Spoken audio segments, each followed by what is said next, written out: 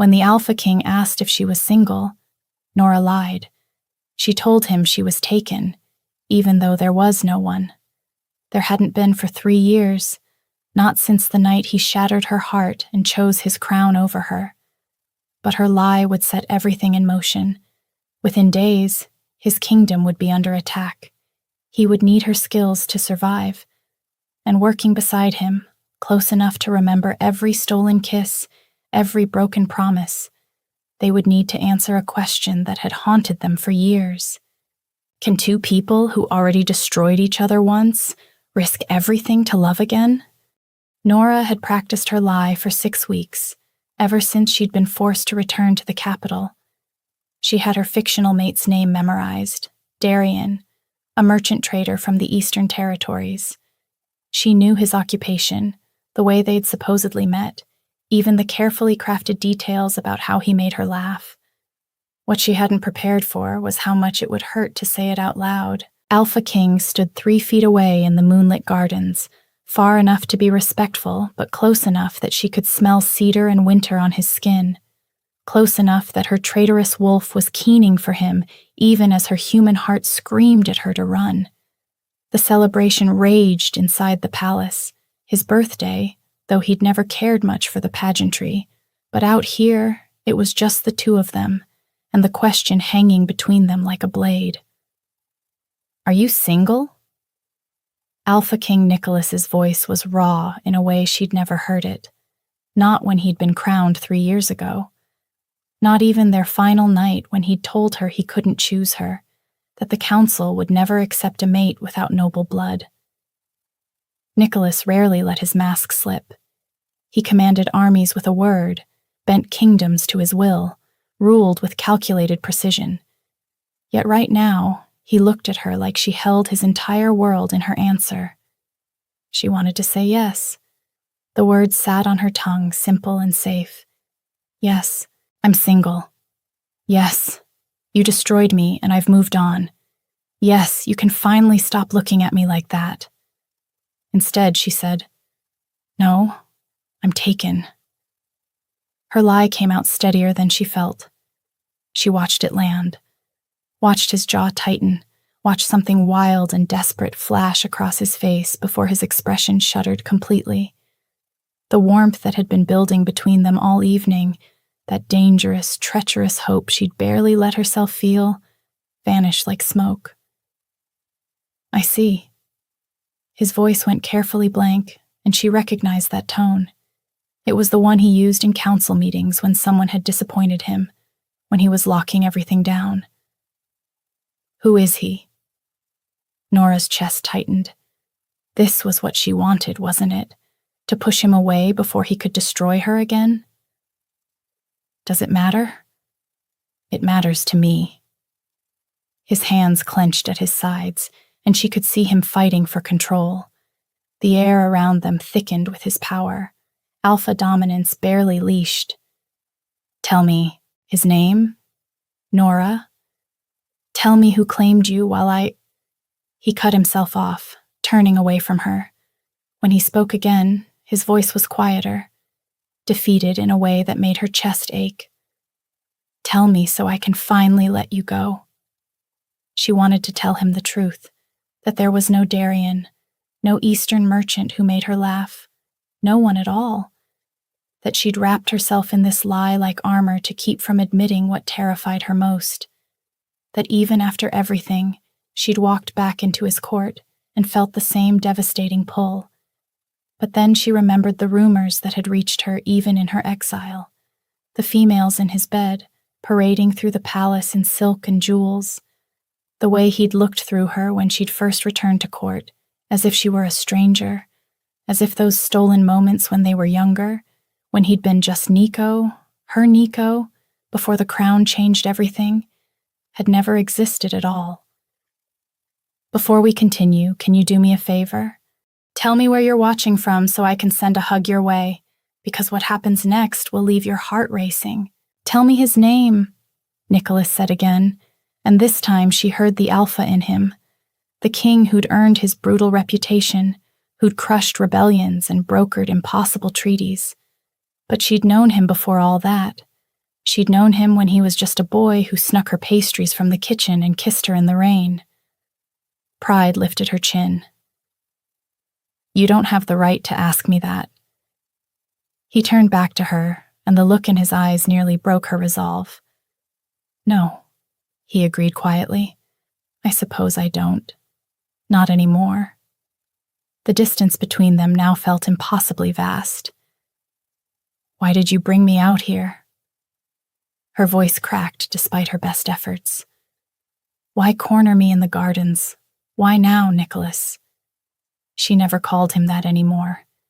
It had been Your Majesty or My Lord since he was crowned, careful distance in every word. But his name slipped out like it used to, intimate and familiar, and she watched him flinch. "Because I'm tired of pretending." The confession seemed torn from somewhere deep inside him. "Because I've been watching you, keeping yourself just out of reach, and I can't—" He stopped, his throat working. "Because Lord Hayes asked me for permission to court you tonight, and I nearly tore his throat out in front of the entire court." Nora's stomach dropped. Hayes. Of course. The visiting lord had been circling her for days with his calculated charm, and she'd tolerated it because it gave her an excuse to avoid Nicholas. She hadn't realized it would come to this. I controlled myself. His mouth twisted bitterly. Barely. I told him I needed time to consider his petition, but standing there, imagining him touching you, imagining you choosing him. He took a step toward her, close enough now that she could see the gold flecks in his eyes, could smell the cedar and smoke scent that still haunted her dreams. I realized I couldn't let you walk away without knowing, without asking. His hand lifted, hovering near her face like he wanted to touch her but didn't dare. Are you happy with him? His voice dropped to barely a whisper. This mate of yours, does he make you happy, Nora? The question was so unexpected, so achingly gentle. In all her imagined confrontations with him, she'd never expected this. She opened her mouth, but no words came. Your Majesty! A guard's voice shattered the moment like glass. Your Majesty, we have a situation. The northern border, there's been an attack. Nicholas's expression shifted instantly to the king she'd watched him become, all sharp edges and cold command, but his eyes stayed on her for one more heartbeat, searching for an answer she couldn't give. Then he was striding back toward the palace, his cloak billowing behind him, and Nora was left alone in the gardens with her lies and her breaking heart and the ghost of a question she had no answer to. Was she happy?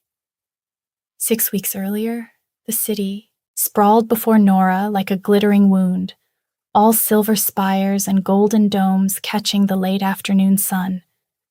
From her position on the hillside, she could see the palace rising at the city's heart, a massive structure of white stone that seemed to swallow the light rather than reflect it. 3 years. 3 years since she'd fled this place with her heart in pieces, and now she was riding back toward it like a fool drawn to flame. Her mother's letter crinkled in her pocket. The words burned into her memory. The fever won't break. The healers say weeks, maybe days. Please come home. Home, as if this place had ever been home. As if the capital held anything for her but ghosts and the echo of promises that turned to ash. But her mother was dying in their small house near the eastern gate, and Nora would walk through fire for the woman who'd raised her alone after her father died in service to the crown. The same crown that sat on Nicholas's head now. The same service that had taught Nora from childhood that people like her were expendable. The summons had arrived 2 days after her mother's letter, sealed with the royal crest, formal and impersonal. Your presence is requested at the palace.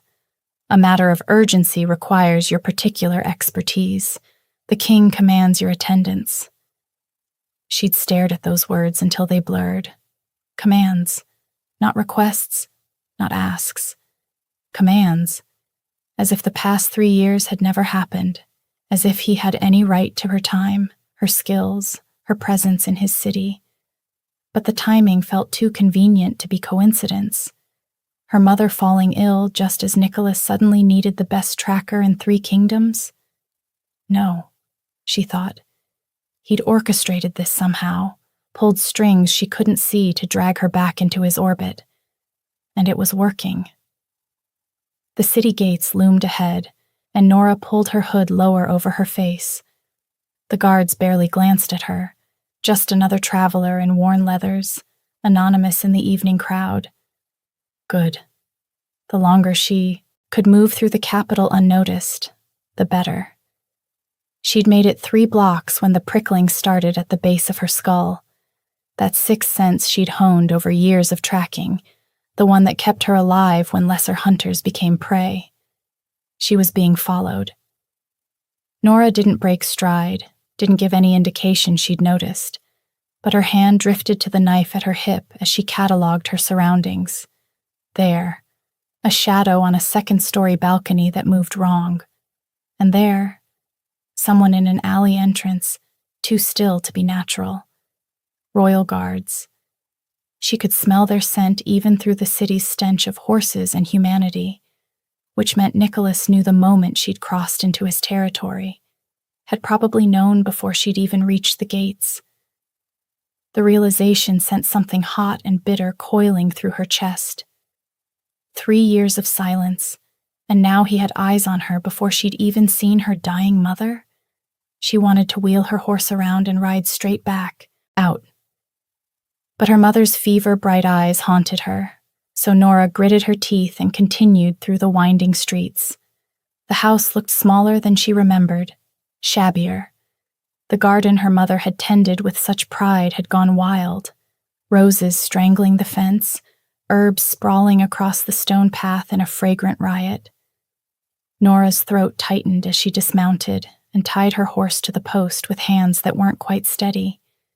Inside, the air was thick with the smell of sickness and medicinal herbs that couldn't quite mask the underlying scent of death.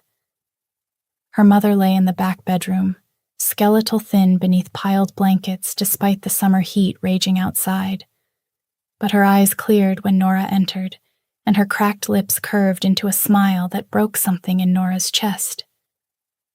"There's my girl." Nora dropped to her knees beside the bed, taking her mother's papery hand in both of hers. "I'm here, Mama. I'm sorry it took so long. I came as fast as I could." "You're here, now. That's what matters." Her mother's voice was barely a whisper, but her grip was surprisingly strong. "Tell me about your travels. I want to hear everything."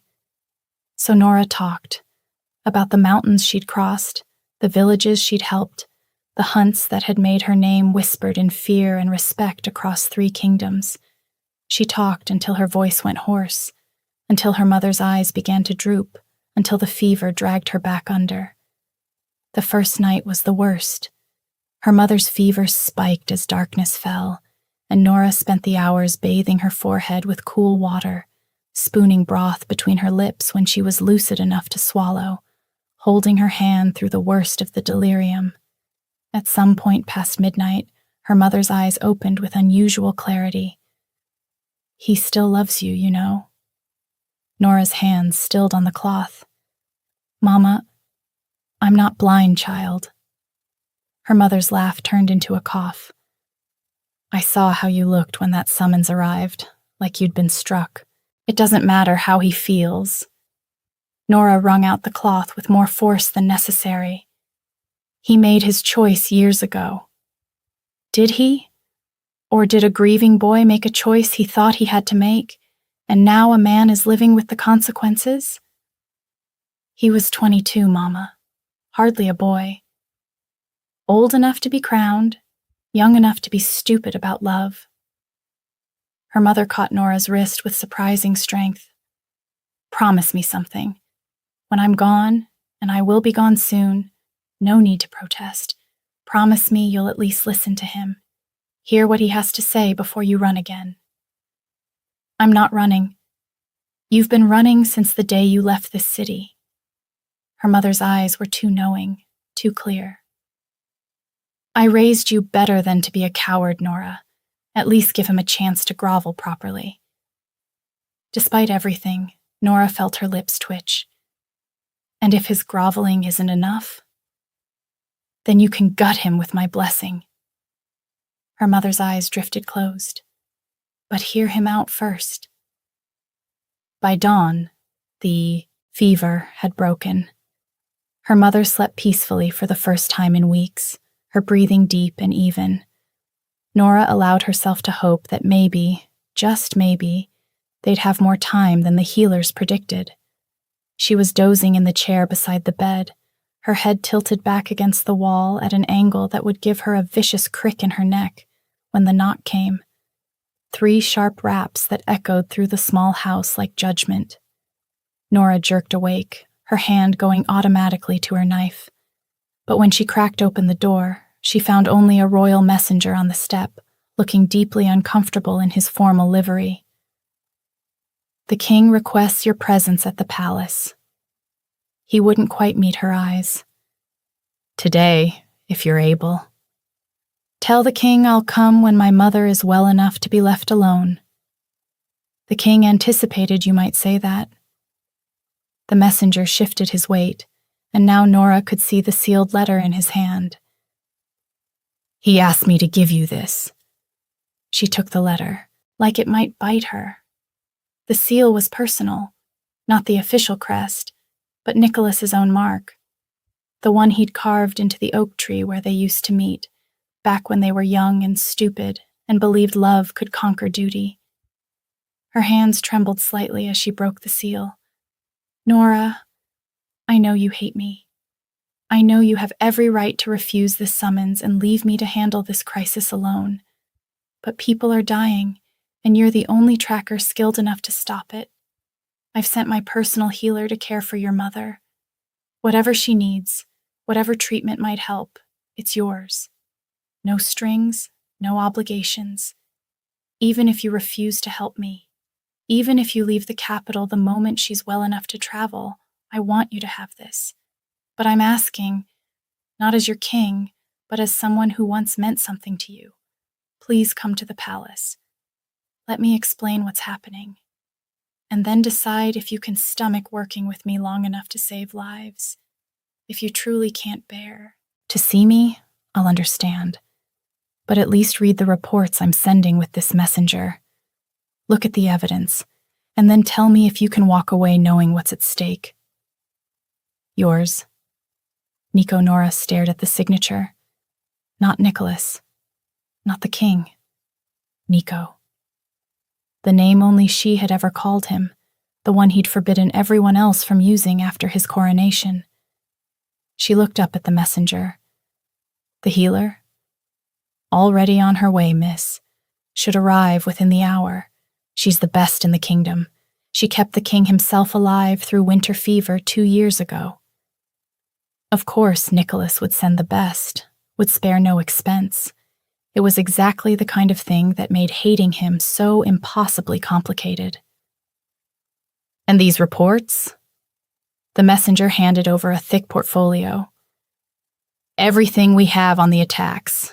The king said to tell you that if you decide to help, he'll clear his entire schedule for as long as you need." Nora took the portfolio, feeling its weight in her hands. She could walk, away, take the healer's help and leave the moment her mother was stable. Nicholas had said as much. No strings, no obligations. He was giving her an out. But then she thought about villages burning, about families slaughtered in the night, about tracks going cold because the trackers hadn't known what to look for. "Tell the king I'll come this afternoon," she heard herself say, "after the healer has seen my mother." The messenger bowed and retreated, and Nora leaned against the doorframe, already regretting her decision. The healer arrived exactly when promised, a stern-faced woman in her 50s who took one look at Nora's mother and started barking orders. Within an hour, she'd changed the bedding, adjusted the herb mixture, and gotten more broth into Nora's mother than Nora had managed in 2 days. "She'll recover," the healer said with brisk confidence as she packed her supplies. "The fever broke naturally, which is a good sign. But she'll need another week of rest before she's truly well. I'll come by every day to check on her." "I can't afford. It's already paid for." The healer's expression softened slightly. "The king's orders, and before you protest, you should know he didn't do it to manipulate you. He did it because he knows what your mother means to you, and he couldn't bear the thought of you losing her while you were here." Nora's throat went tight. "He told you that?" "He didn't have to. I've known that boy since he was in swaddling clothes." The healer gathered her bag. "He's made mistakes. God knows he's made mistakes, but loving you was never one of them." She left before Nora could formulate a response, and Nora was left alone with her sleeping mother and a long-buried truth she'd been trying to ignore. The palace looked different in afternoon light, less imposing somehow, though no less grand. Nora handed her horse to a stable boy and followed a servant through corridors that were painfully familiar. She kept her eyes forward, refusing to look at the alcove where Nicholas had first kissed her when she was 16, refusing to remember how her entire world had shifted in that moment, how she'd felt like she was finally exactly where she belonged. She'd been dead wrong about that. She'd learned the hard way that girls born in servants' quarters didn't belong anywhere near crowns. The servant led her to a private study rather than the formal council chamber.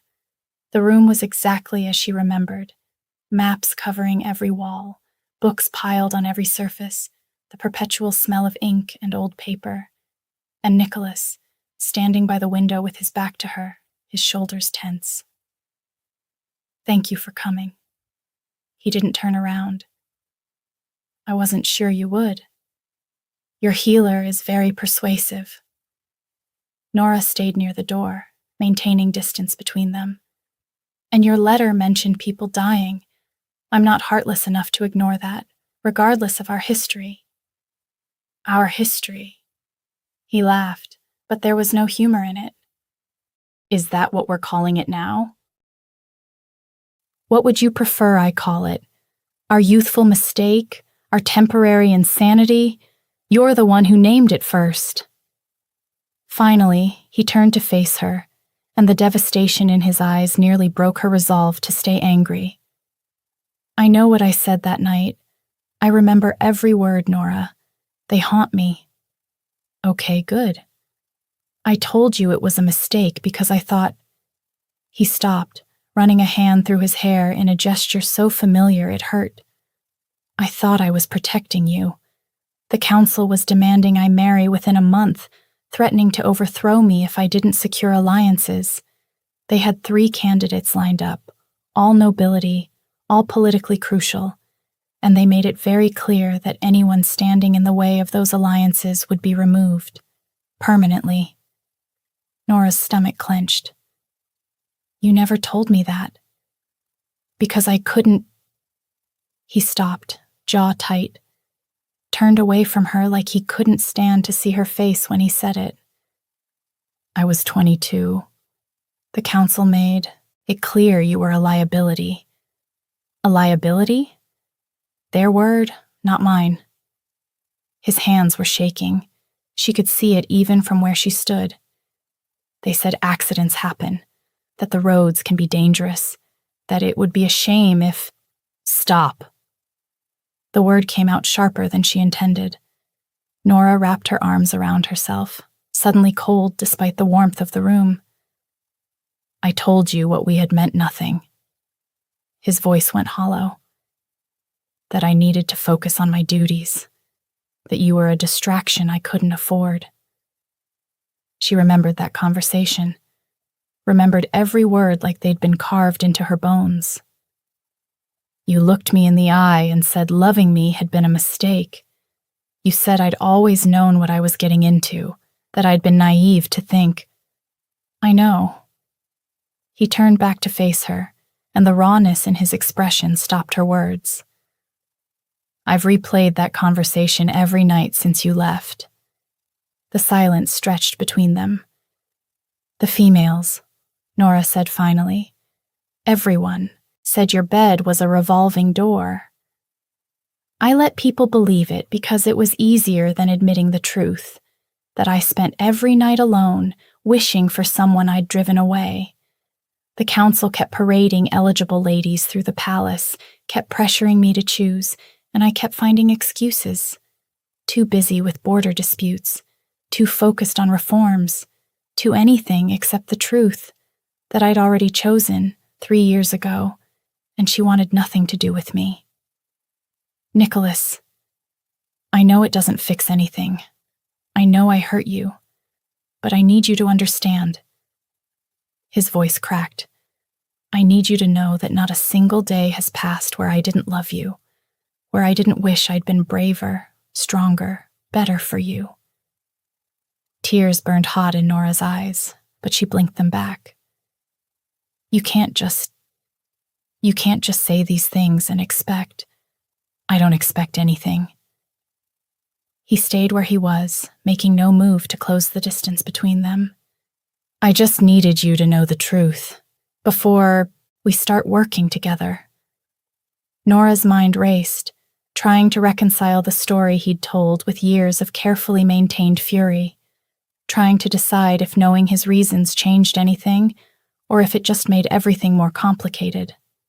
Finally, she sighed and said, "Show me the reports." Relief flickered across his face, followed quickly by understanding. This wasn't forgiveness. This wasn't even acceptance. But it was a start. He gestured to the massive table dominating the center of the room, and Nora stepped closer. Maps covered every inch of the surface, marked with red circles and scribbled notes. 4 attacks, just as the messenger had said. But seeing them laid out like this, seeing the pattern emerging, her tracker's mind immediately started noting details. "Tell me everything," she said, falling into the familiar rhythm of a hunt. "From the beginning." Nicholas moved to stand across the table from her, and for the next 2 hours, they worked. He walked her through each attack, the timeline, the casualties, the failed tracking attempts. She asked questions, sharp and precise, pushing for details he hadn't thought to include. And slowly, piece by piece, a picture began to form. "They're not random raids," she said finally, tracing a path between the attack sites. "Look at the spacing. Each one is exactly 3 days' hard ride from the last, and they're spiraling inward. Toward the capital. Toward the palace specifically." She marked another point on the map. "If the pattern holds, the next attack should be here, the village of Millbrook, 10 days from now, on the full moon." Nicholas leaned over the map, close enough that she could smell the cedar and smoke scent of him, close enough to make her pulse jump. How did our trackers miss this? Because they were looking at each attack in isolation. They didn't have access to all the information at once, didn't see the full pattern. She tapped the map. "This is coordinated, military precision, which means whoever is behind it has training, resources, and a very specific target in mind." "Is it me?" "You," she confirmed. "Question is, are they trying to kill you, or just destabilize your rule?" "Why does that matter?" "It changes how we stop them." She straightened, rolling her shoulders to release the tension building there. "If they want you dead, they'll make a direct assault on the palace eventually. But if they want to undermine your authority, make you look weak, then they'll keep picking off villages, making me look unable to protect my own people." Nicholas's jaw tightened. "Either way, we can't let them hit Millbrook." "Agreed." Nora studied the map, her mind already racing through possibilities. "We set a trap. Send word that you're visiting the northern garrisons. Make yourself look distracted. Meanwhile, We position forces around Millbrook and wait for them to strike. We? She met his eyes across the table. You asked for my help. That means we do this together, or not at all. I'm not giving you information and then watching from the sidelines while you risk your life. Something dangerous flickered in his eyes.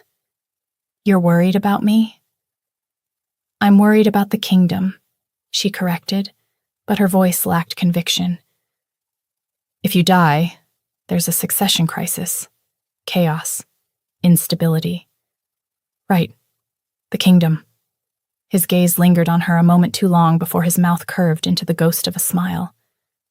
Very practical of you. Someone has to be.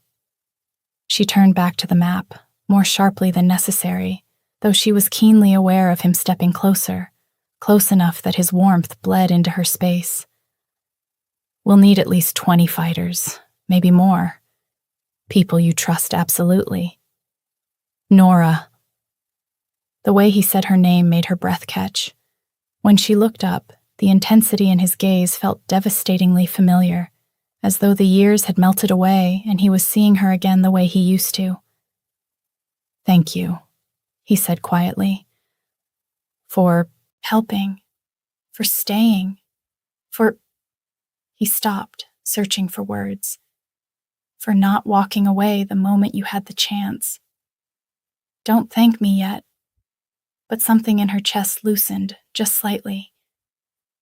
We haven't caught them, haven't stopped the attacks, haven't proven I'm worth whatever you're paying me.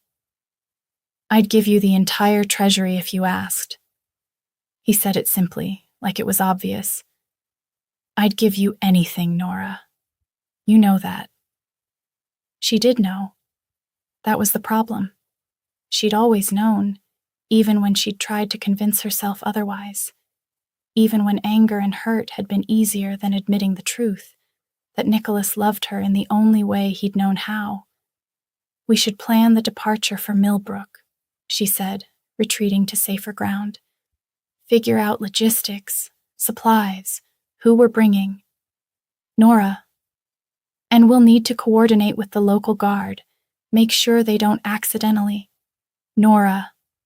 He moved around the table, and suddenly he was standing right in front of her, close, enough to touch. Before we do any of that, I need to know.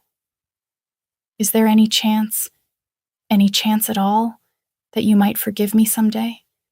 That we might find our way back to what we had? Her heart hammered against her ribs. This was her moment to say no, to set a boundary, to protect herself from the inevitable pain of wanting something she couldn't have. But looking into his eyes, seeing the hope and fear warring there, she couldn't quite make the word form. I don't know, she admitted. I'm still angry, still hurt, and even if I wanted to forgive you, there are still all the same problems we had before. You're king. I'm common born. The council will... I don't care about the council. The fierceness in his voice startled her. I've spent 3 years doing things their way, making choices based on political expedience, putting duty before everything else. And you know what I have to show for it? An empty bed, an aching heart, and a kingdom that's being attacked because I was too weak to stand up for what I wanted. He lifted his hand, letting it hover beside her cheek, as if the distance between them required permission. I should have fought for us, should have told the council to burn in hell and found another way. And I can't change the past, can't undo the hurt I caused, but I can promise you this. If you give me another chance, I won't waste it. I'll fight for us this time. Fight the council, fight tradition, fight the whole kingdom if that's what it takes. Nicholas, you don't have to decide now. His hand dropped back to his side. We'll go to Millbrook, stop these attacks, and then you can decide if I'm worth the risk, if we're worth the fight. But please, Nora, please don't close that door completely. Every good instinct told her to protect her heart, remember all the ways this could go wrong, but she'd never been very good at self-preservation where Nicholas was concerned. "I won't close the door," she heard herself say. "But I'm not promising anything either. We focus on stopping these attacks first. Everything else, we figure that out after." The smile that broke across his face was bright enough to rival the sun. "That's all I'm asking, a chance. Don't make me regret this." "I won't." He said it like a vow. "I swear to you, Nora, I won't." The following week slipped by in a haze of preparation. They gathered a small circle of Nicholas's most trusted fighters, coordinated with the Millbrook garrison, and laid their plans with painstaking care. And somewhere amid the maps and late nights, Nora felt her resolve quietly begin to fray. Nicholas was not the boy she had known, nor quite the man she remembered. He listened now, weighed words before speaking. He asked instead of commanded, and when they argued, as they often did, voices sharp and tempers unguarded, he never reached for his crown to end the dispute. He met her as an equal, as a partner, as someone whose judgment he trusted implicitly. She tried not to notice how deeply that unsettled her, or how devastatingly attractive it was. "I'm not the same girl who left," Nora admitted one night as they studied the Millbrook terrain. "I've killed people, Nicholas. Not in battle, not in self-defense. I've hunted down rogues and ended them, and I don't lose sleep over it anymore." "Good." His response surprised her. "The world needs people willing to do hard things, to make impossible choices and live with the consequences. That's what makes you an excellent tracker, and what will make you an excellent queen if you ever want the job." She snorted. "I'm not queen material." "You're exactly queen material. You're smart, capable, ruthless when necessary, and compassionate when it counts. You care about justice more than law, people more than politics. The kingdom would be lucky to have you." "The council would revolt." "Let them." He said it so casually, like he was discussing the weather. "I'm done letting them dictate my life. Our life, if you'll have me." Nora's chest tightened. "It's not that simple, Nicholas." "Why not? I'm the king. If I can't change unjust traditions, what's the point of the crown?" He set down the map he'd been studying and turned to face her fully. "I know it sounds naive. I know there will be consequences, fights with nobles who think bloodline matters more than character. But I'm willing to face all of that, Nora. Are you?" The question hung between them, heavy with possibility and risk. "Ask me again after Millbrook," she said finally. "After we've survived whatever's coming. Then I'll give you my answer." 3 days before they were set to leave for Millbrook, Lord Hayes made his move. It was subtle, a request for a private audience, a suggestion that Nicholas consider the benefits of an alliance with House Blackwood, a carefully worded offer to marry Hayes's sister in exchange for military support. But Nora had spent 3 years tracking predators, and she recognized the pattern. The timing was too convenient. Hayes had been at court for less than a month, had shown interest in Nora almost immediately, and now he was offering military support just as the kingdom faced mysterious attacks. "It's him," she told Nicholas that night, after Hayes had finally left the study. "He's behind the attacks." Nicholas looked up from the reports he'd been reviewing. "That's a serious accusation." "I know, but think about it. He arrives right as the attacks start. He positions himself as a potential ally, offers you his sister. And meanwhile, he's been circling me, trying to establish some kind of claim before you could. It's textbook strategy for someone planning a coup." "You think he wants the throne?" "I think he wants you vulnerable and distracted." Nora moved to the map, tracing the attack pattern again. What better way to undermine a king than to make him look weak, unable to protect his own people? And if he can drive a wedge between us in the process, secure me as some kind of asset before I can what? Before you can convince me to stay, she admitted quietly. Nicholas was silent for a long moment. Then he pushed back from the desk and crossed to where she stood. You're brilliant. You know that? I'm a tracker. I see patterns. You're brilliant, he repeated, and this time his hand did touch her face, his thumb tracing her cheekbone with unbearable gentleness. And you're probably right about Hayes, which means we need to be careful. If he realizes we're on to him, he'll accelerate his timeline. Nora's heart raced at his touch, but she forced herself to focus. We can't let him know we suspect anything. We proceed with the Millbrook plan as scheduled, but we need to leave guards here. People you trust absolutely to protect the palace while we're gone. Already done. His hand slid back to cup her neck, his thumb finding her pulse point. I'm not as careless as I used to be. Good. Nora. His voice dropped lower, rougher. If this goes badly, if Hayes has more forces than we expect, if something happens in Millbrook. She pressed her fingers to his lips. Don't say goodbye. We're not doing that again.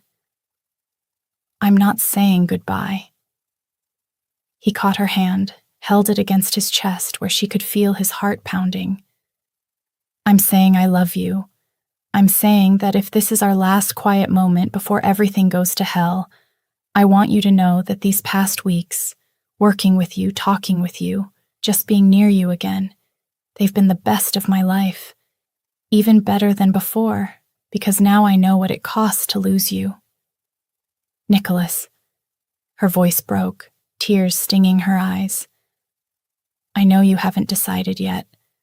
I know you're still figuring out if you can trust me, if we can make this work. But I needed to say it. Needed you to hear it before. She kissed him. It wasn't planned, wasn't thought through. But suddenly she was on her toes, her hands fisted in his shirt, her mouth finding his, with 3 years of longing behind it. For a heartbeat, he froze. Then he made a sound low in his throat and hauled her closer, kissing her back with a desperation that matched her own. His hands tangled in her hair, tilted her head for a better angle, and Nora gave herself over to the sensation of finally being exactly where she belonged. When they broke apart at last, both breathing hard, Nicholas pressed his forehead to hers. Was that your answer? That was me being terrified of losing you again before I figure out if I'm brave enough to keep you. She gripped his shirt tighter. Don't die in Millbrook, Nico. I won't. He kissed her again, softer this time. A promise. We're going to stop Hayes, save Millbrook, and then we're going to have a very long conversation about our future. Together. Together, she echoed, and let herself believe it might actually be possible. The journey to Millbrook took 2 days of hard riding. They kept the group small, just 20 of Nicholas's most trusted fighters, plus Lydia to coordinate strategy and logistics. Nora and Nicholas rode side by side at the front, close enough that their legs brushed occasionally, sending sparks of awareness through her every time. They didn't hide their connection anymore, didn't bother pretending they were just king and hired tracker. And if the fighters noticed, none of them commented. They were too professional, too loyal to Nicholas to question his choices. Or maybe, Nora thought as she watched the easy way Nicholas interacted with his people, they'd been waiting for this all along, waiting for their king to finally choose happiness over duty. They reached Millbrook 3 days before the full moon, and Nicholas immediately set to work. He met with the village leaders, walked the perimeter himself, helped reinforce defenses. And everywhere he went, villagers looked at him with something like worship. This was what she'd forgotten in years of exile, how good he was at this. Not just ruling, but leading, making people feel seen and valued and safe. He remembered names, asked about families, listened to concerns with genuine interest, and the villagers responded by offering everything they had to help protect their home. "You're staring," Lydia murmured to Nora as they watched Nicholas help a group of farmers construct a barricade. "I'm observing." "You're staring at him like he hung the moon." But Lydia's tone was fond rather than judgmental. "For what it's worth, I think you're good for each other. He's been miserable without you." He hid it well. "From everyone except those of us who've known him since he was a boy." Lydia's expression turned serious. "He made a mistake with you, a big one. But he's spent every day since trying to become the kind of man who deserves you, the kind of king who can protect the people he loves without sacrificing his own happiness." "Lydia, I'm not asking you to forgive him. That's your choice to make. But I am asking you to consider, what kind of life do you want? A safe one, where you never risk your heart again? Or a messy, complicated, beautiful one where you fight for what you want and maybe, just maybe, get everything you've ever dreamed of?" Nora didn't have an answer.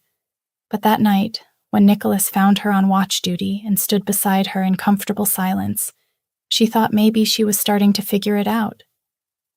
"Thank you," she said quietly, "for not pressuring me, for giving me time. You're worth waiting for." He said it simply, like it was obvious. "However long it takes."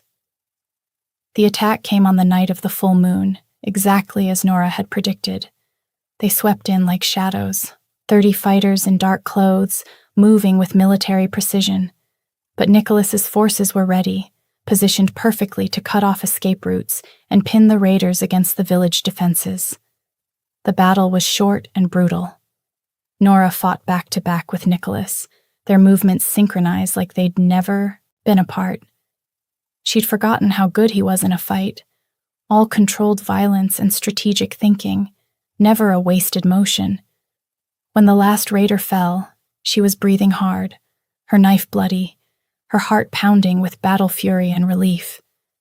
"Check them," she ordered, already moving toward the fallen leader. "Look for identification, anything that might—" She froze. The sigil on the leader's cloak was unmistakable. House Blackwood, Lord Hayes's family crest. "Nicholas," her voice came out strangled. "Nicholas, look at this." He crossed to her side, and she watched the realization dawn on his face. Understanding, followed quickly by fury. "Hayes." The name came out like a curse. "He's not just behind the attacks, he's leading them himself." "Wait." Nora's stomach dropped. "If his people are here, then he's not—" "The palace." Nicholas's eyes went wide with horror. "Oh God, the palace! While we're here, while our forces are split. He's staging a coup." Her words tasted like ash. "This was never about destabilizing you. It was about getting you away from the capital so he could take it." They ran for the horses. The ride back to the capital was a nightmare of speed and fear. They pushed the horses to the brink of collapse, rotating mounts at every village, maintaining a pace that should have been impossible. And all the while, Nora's mind raced with terrible possibilities. Hayes in the throne room, the palace guard overwhelmed, the council taken hostage or worse, Nicholas executed for treason in his own home. "We'll make it," she told him as dawn broke over the horizon. "We'll get there in time. And if we don't, then we take back what's yours." She met his eyes. Together. They reached the capital as the sun climbed toward noon. Smoke rose from the palace district in thick black columns, and the sounds of fighting echoed through the streets. But Hayes had made one critical mistake. He'd assumed Nicholas would return through the main gates, would ride up to his own palace like any proper king. He'd positioned his forces accordingly, ready for a frontal assault. He didn't know about the hidden passages, the secret ways into the palace that only Nora and Nicholas remembered from childhood games and stolen moments. They gathered what remained of the loyal guard and struck from within. Room by room, corridor by corridor, they reclaimed the palace, each clash of steel echoing through the halls.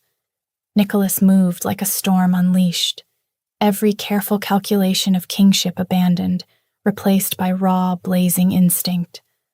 Nora stayed at his side, ducking under swinging blades, throwing herself between him and any who dared strike. A knife grazed her arm, burning hot, but she didn't flinch. By the time they reached the throne room, both were bloodied, clothes torn, hearts hammering. Hayes sat in Nicholas's chair, calm, infuriatingly composed. "You're too late," Hayes said, voice like ice. "I've sent word to the other kingdoms. They know. You abandoned your post, ran off with your childhood paramour. Even if you kill me, your reputation is ruined. Then I'll rebuild it." Nicholas's voice was steel. "The way I should have from the start, with truth instead of political games. Step down, Hayes, and I'll let you live." Hayes laughed and drew his sword. The duel began. Hayes was fast, precise, every strike meant to maim. Nicholas countered with ferocity, sparks flying as steel met steel. Then, one sudden lunge, Hayes fainted, Nicholas twisted too far, and his footing gave out. He stumbled, and for a heartbeat he almost fell. Nora reacted without thinking. She leapt forward, catching his arm, her chest pressed against his as she steadied him. Their eyes met, close enough that she could see the pulse racing at his temple, the raw strain and exhaustion etched into his features. "You okay?" she whispered, breath hot against his ear. The moment was fleeting, but it ignited something unspoken, a reminder that no matter the chaos around them, they still had each other. Fueled by both fury and relief, Nicholas launched himself back into the fight. Hayes lunged again, but Nicholas anticipated every move, countering with the precision of a man defending everything he loved. Step by step, he drove Hayes back, until finally, with one furious push, he disarmed him, pinning the tip of his sword at Hayes's throat. "You lose," he said, low and ragged, "and you'll answer for every treachery." "Arrest him," Nicholas ordered to his guards, his chest heaving. "Seal his family's lands, and someone get the council." Hours later, when order had been restored and the last of Hayes's conspirators rounded up, Nicholas found Nora in the gardens. She was standing in the same spot where he'd asked if she was single. She looked exhausted, blood-stained, yet more beautiful than anything he'd ever seen. "So," he said, his voice rough with exhaustion, "I believe you owed me an answer." Nora turned to face him, and the smile on her face made his heart stop. "You want to know if I'm brave enough to fight for us?" "Something like that. I tracked patterns across 3 kingdoms, survived a coup, fought my way through a palace full of traitors." She crossed to him, taking his hands in hers. "I think I can handle a difficult conversation with your counsel." "Is that a yes?" "That's a yes." She rose on her toes to kiss him, soft and sweet. "I love you, Nicholas. I've loved you since I was 16 years old, and I'm done running from it. Thank God." He pulled her closer, resting his forehead against hers, "because I was running out of dramatic gestures. You're the king. You could have just commanded me to stay." "Where's the romance in that?" She laughed, and the sound filled something in his chest that had been empty for 3 years. "So, what now? We face the council together and hope they don't revolt. We face the council together, he agreed. And if they revolt, we deal with it. Because I meant what I said, Nora. I'm done choosing duty over happiness, done letting fear make my decisions. From now on, we figure this out as partners. The council meeting 3 days later was exactly as explosive as expected. Half the nobles howled about tradition and bloodlines and the sanctity of arranged alliances. The other half, led by Lydia, who'd apparently been waiting years for this moment, pointed out that the common-born woman had just saved the kingdom from a coup while their carefully vetted noble had tried to destroy it. In the end, Nicholas made it simple. I'm marrying Nora, he said, his voice carrying to every corner of the chamber. If that's a problem for anyone here, there's the door. You can choose the woman who saved your lives, or you can choose a new king, but you don't get both. One by one, they bent the knee. The wedding was small by royal standards, just family and close friends, none of the pomp and ceremony the council wanted. Nora's mother cried through the entire thing, healthy again and radiant with joy. And when Nicholas slipped the ring onto Nora's finger, she felt something she'd thought she'd lost forever. Hope. Not naive hope. Not the kind that believed love could conquer all obstacles with no effort required, but the harder, more precious kind. The hope that came from knowing they'd choose each other, again and again, through every challenge that lay ahead. So, Nicholas murmured as they danced later that night, the celebration stretching into the small hours. How does it feel to be queen? Terrifying, exhilarating, completely surreal. She tightened her arms around his neck. Ask me again in a year when I've accidentally started a diplomatic incident. I'll love you just as much then. More, probably. I've always had a weakness for chaos. Good. She kissed him, soft and sure. Because I'm planning to cause quite a lot of it. Standing there in his arms, surrounded by people who loved them, Nora finally understood what her mother had been trying to tell her. Their love wasn't perfectly timed nor easy to choose. They were just two people who had weathered every risk, every doubt, every loss, and still found their way back to each other. And as the music swelled and Nicholas spun her across the floor, Nora let herself believe in forever again. Not the naive forever of their youth, but something harder won and infinitely more precious. A forever they'd earned, together. Thank you so much for listening. Where are you listening from? Let's meet in the comments. I love hearing your thoughts, and if you'd like to support me, please subscribe. It's free, and it helps more people hear these stories.